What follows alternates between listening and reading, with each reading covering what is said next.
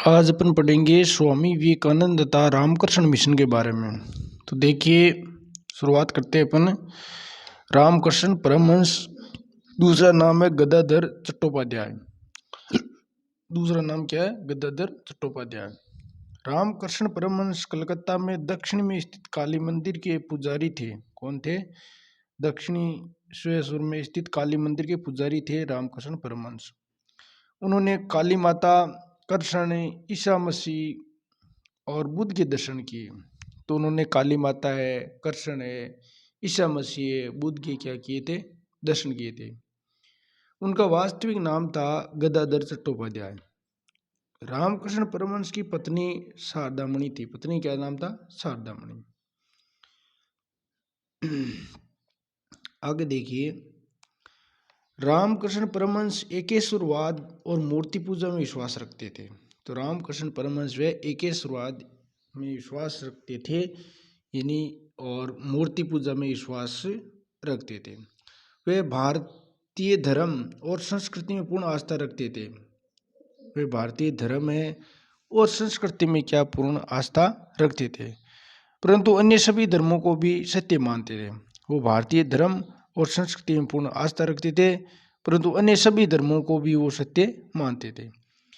रामकृष्ण परमहंस ने ईश्वर प्राप्ति मार्ग, ईश्वर के प्रति निस्वार्थ और अनन्य भक्ति बताया तथा कहा कि ईश्वर तक पहुंचने के कई मार्ग हो सकते हैं। रामकृष्ण परमहंस ने ईश्वर प्राप्ति का मार्ग, ईश्वर के प्रति निस्वार्थ और अन्य भक्ति बताया तथा कहा कि ईश्वर तक पहुंचने के कई मार्ग हो सकते हैं। आगे देखो, बात करते हैं अपन। 1886 में रामकृष्ण की मृत्यु के बाद नरेंद्र दत्त ने संन्यास लेकर अपने गुरु के संदेश को भारतवर्ष में भ्रमण कर प्रचारित किया। तो 1886 में रामकृष्ण की मृत्यु के बाद नरेंद्रनाथ दत्त ने संन्यास लेकर अपने गुरु के संदेश को भारतवर्ष में भ्रमण किया।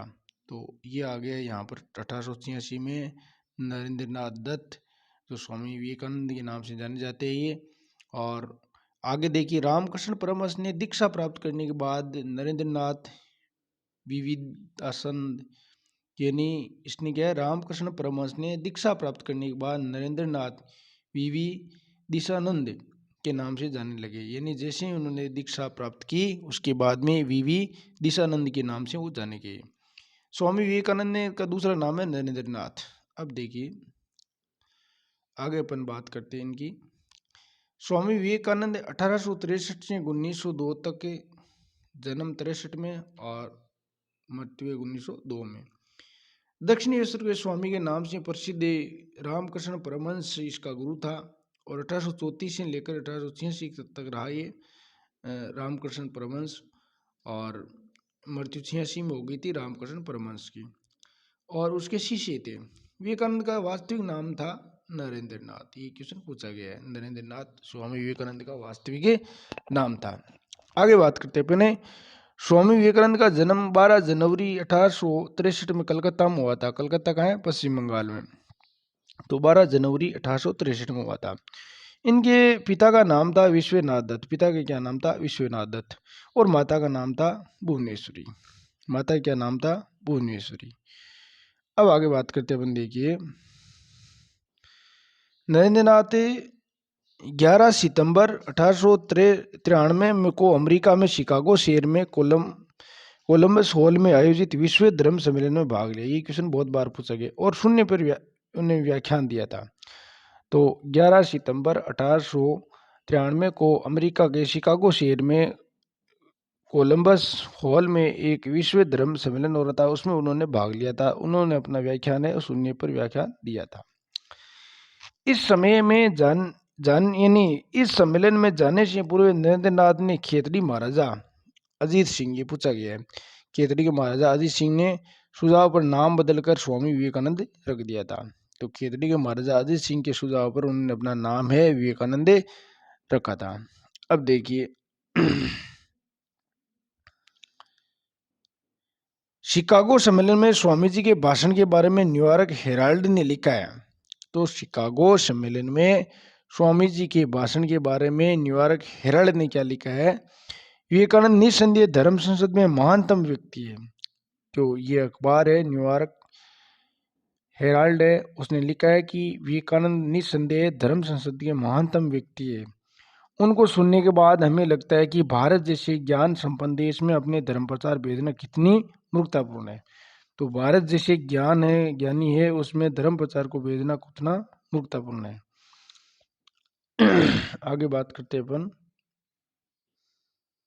अमेरिका में स्वामी को तूफानी हिंदू कहा।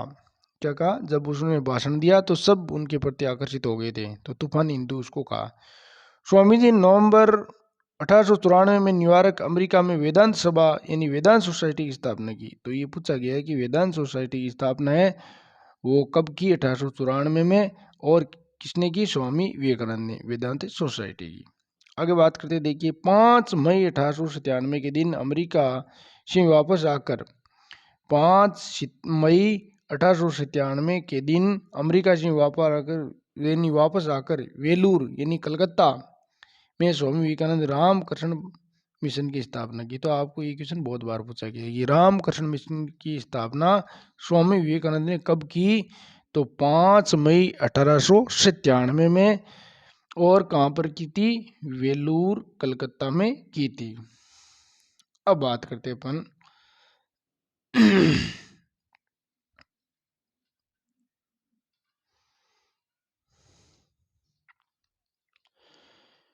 अब देखिए इसमें दे रखा है रामकृष्ण मिशन के सिद्धांत निम्नलिखित है।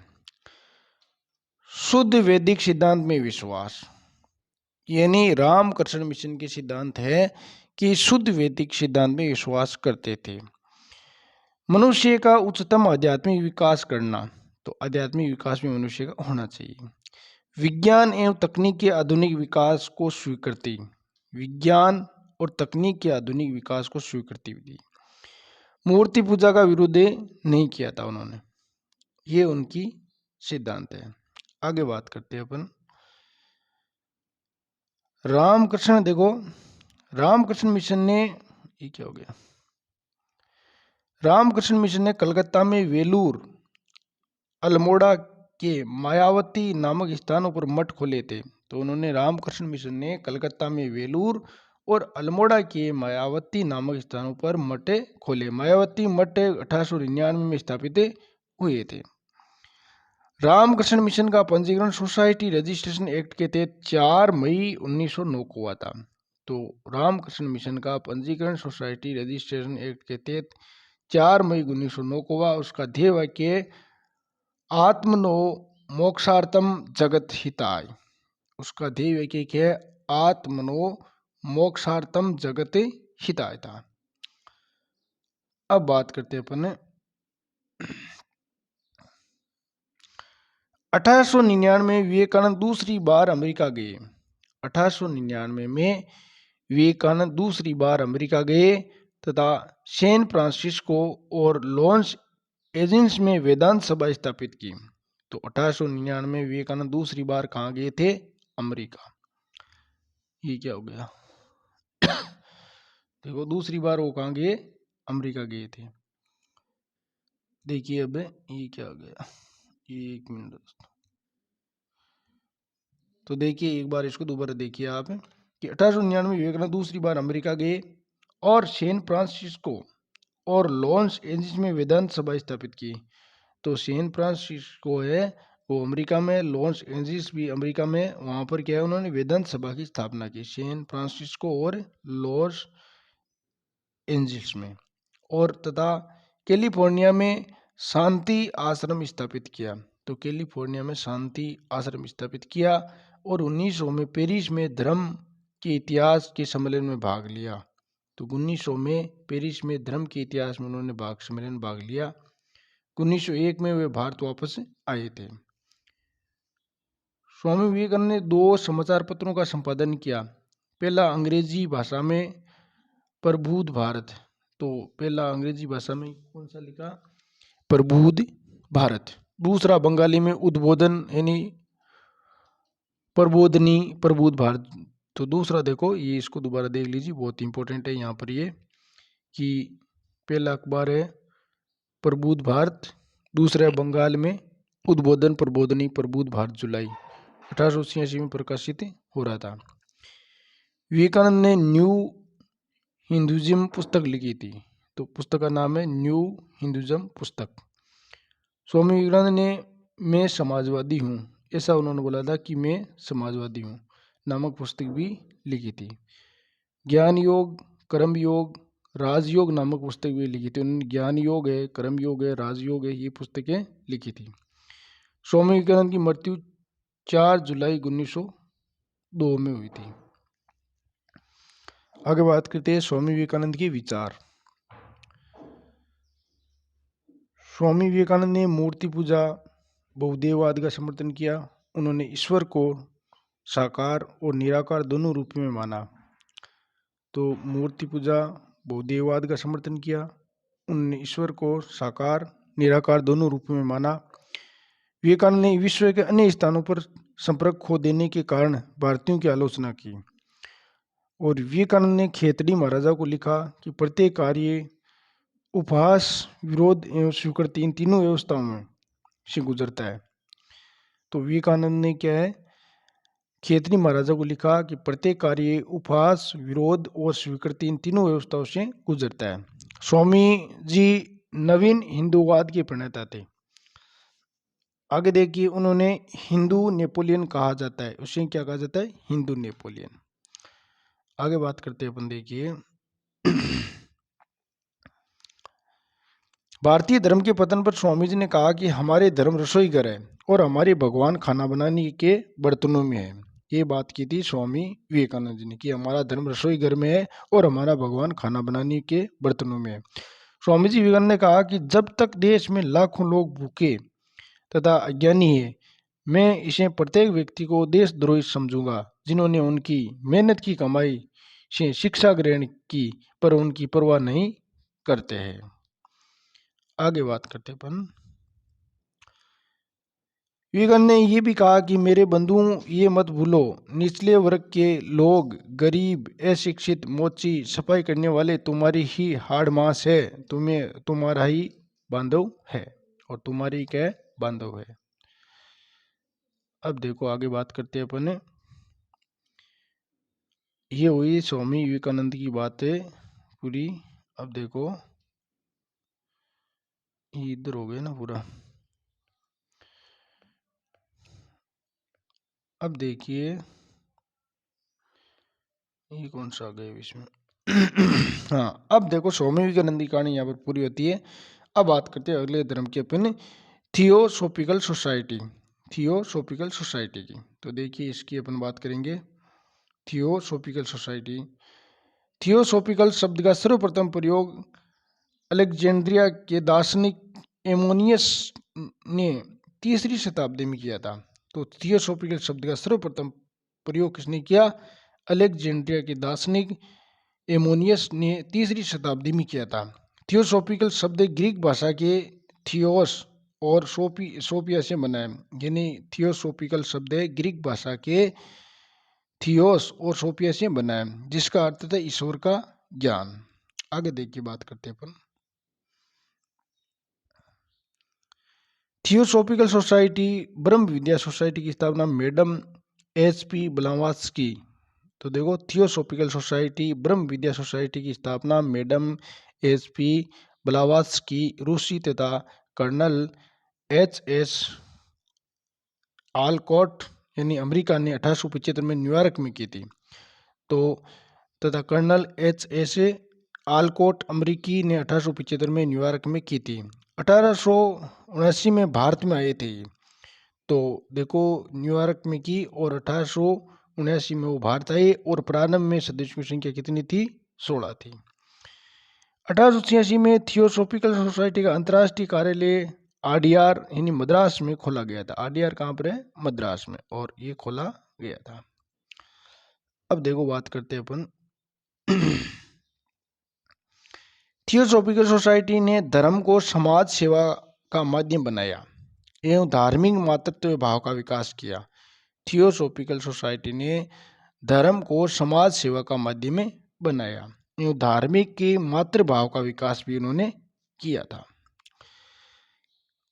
इसने हिंदू धर्म की व्याख्या रूढ़िवादी आधार पर की थी। हिंदू धर्म की व्याख्या किस पर आधार की? रूढ़िवादी। रूढ़िवादी का मतलब होता है जो पारंपरिक धारणाएं बनाए रखना और जो विचार है उसमें चेंज नहीं करना। सती प्रथा, मूर्ति पूजा जैसी सामाजिक कुरीतियों को अपना समर्थन दिया। तो उन्होंने सती प्रथा का विरोध किया, मूर्ति पूजा जैसी सामाजिक कुरीतियां अपना समर्थन दिया तथा आर्य समाज और ब्रह्म समाज की प्रगतिशील नीतियों का निंदा की। आर्य समाज और ब्रह्म समाज की इसकी प्रगतिशील नीतियां उनकी निंदा भी की, जिससे उसका प्रसार अधिक नहीं हुआ। अब देखो आगे बात करते हैं अपन। ये सोसाइटी सांख्य दर्शन है उपनिषद को प्रेरणा के स्रोत मानती थी। यह विश्व बंधुत्व का समर्थन करती थी। इसकी स्थापना उद्देश्य प्राच्य धर्मों की तुलना अध्ययन करना था। उसका उद्देश्य प्राच्य धर्मों की तुलना का अध्ययन करना। इस सोसाइटी ने हिंदू धर्म, बौद्ध, पारसी के उत्थान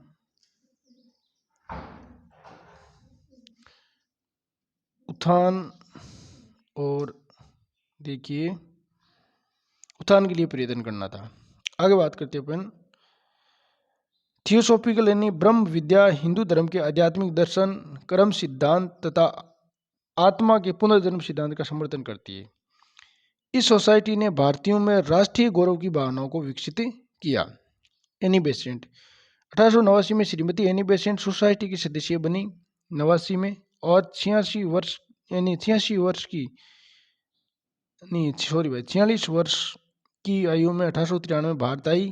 तो एनी बेसेंट है 1889 में श्रीमती एनी बेसेंट सोसाइटी की सदस्य बनी इस सोसाइटी की, और 46 वर्ष की आयु में 1893 में वो भारत आई। और एनी बेसेंट आइलैंड की निवासी थी। कहाँ की थी? आइलैंड की।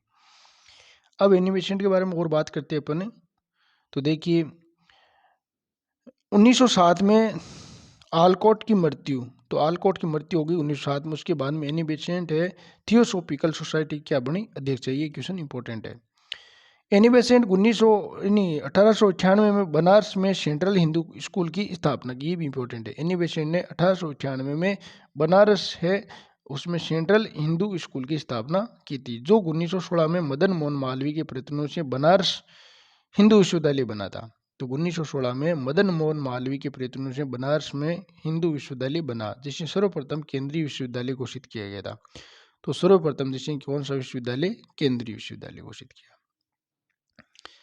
अब देखो इसका शिलान्यास लॉर्ड हॉर्डिंग द्वितीय ने 4 फरवरी 1916 में बसंत पंचमी के दिन किया था। तो इसका शिलान्यास लॉर्ड हॉर्डिंग, ये क्या हो रहा है बीच में,